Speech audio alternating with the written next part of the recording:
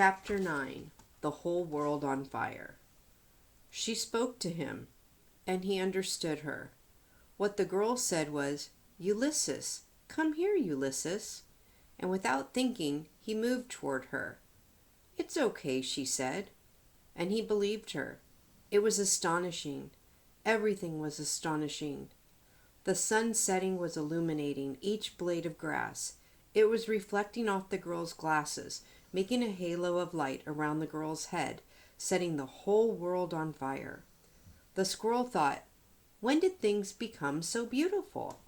And if it has been this way all along, how is it that I never noticed before?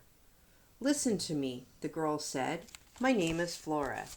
Your name is Ulysses." "Okay," thought the squirrel. She put her hand on him. She picked him up. She cradled him in her left arm. He felt nothing but happiness. Why had he always been so terrified of humans? He couldn't imagine. Actually, he could imagine.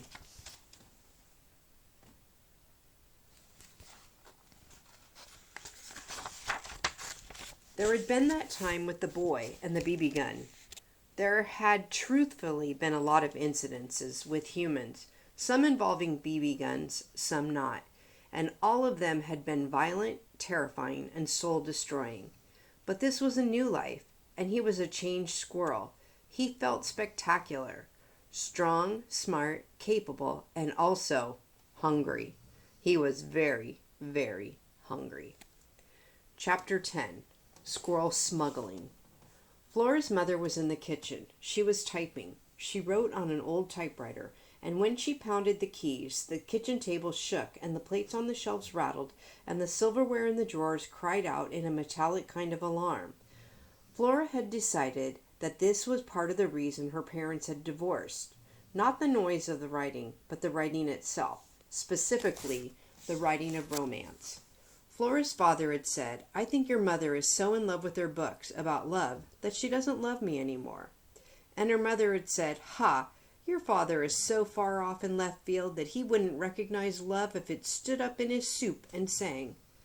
Flora had a hard time imagining what love would be doing standing in a bowl of soup and singing, but these were the kind of idiotic words her parents spoke, and they said the words to each other, even though they were pretending that they were talking to Flora. It was all very annoying. "What are you doing?" her mother said to Flora. She was sucking on a Pitster pop. It made her words sound rocky and sharp-edged. Her mother used to smoke, and then she stopped. But she still had to have something in her mouth when she typed, so she consumed a lot of Pitster pops. This one was orange flavored. Flora could smell it. "Oh, nothing," said Flora. She glanced at the squirrel in her arms. "Good," said her mother. She whacked the carriage return on the typewriter without looking up. She kept typing. "Are you still standing there?" her mother said. She typed some more words. She hit the carriage return again. "I'm on a deadline here. It's hard to concentrate with you standing over me breathing like that." "I could stop breathing," said Flora. "Oh, don't be ridiculous," said her mother. "Go upstairs and wash your hands. We're going to eat soon." "Okay," said Flora. She walked past her mother and into the living room, still carrying Ulysses in the crook of her arm. It didn't seem possible, but it was true. She had smuggled a squirrel into the house, and she had done it right under her mother's nose, or behind her back, or something. In the living room at the base of the stairs, the little shepherdess lamp was waiting, a pink-cheeked smirk plastered on her face. Flora hated the little shepherdess. Her mother had bought the lamp with her first royalty check from her first book, On Feathered Wings of Joy, which was the stupidest title for a book that Flora had ever heard in her life.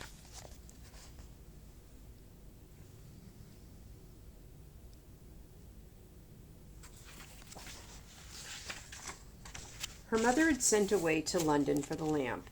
When it arrived, she unpacked it and plugged it in, and then she clapped her hands and said, "Oh, she's so beautiful. Isn't she beautiful?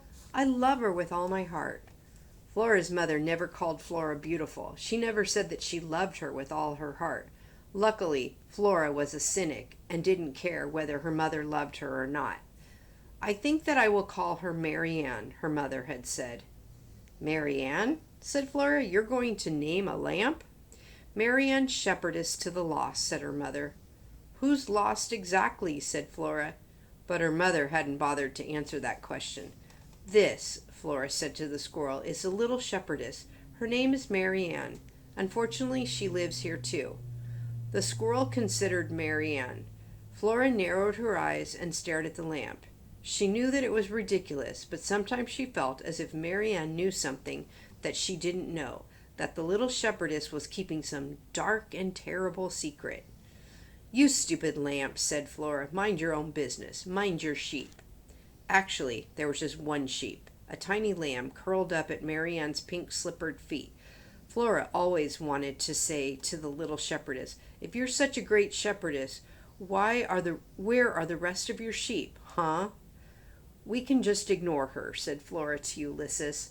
She turned away from the smug and glowing Mary Ann and climbed the stairs to her room, holding Ulysses gently, carefully in her arms. He didn't glow, but he was surprisingly warm for someone so small.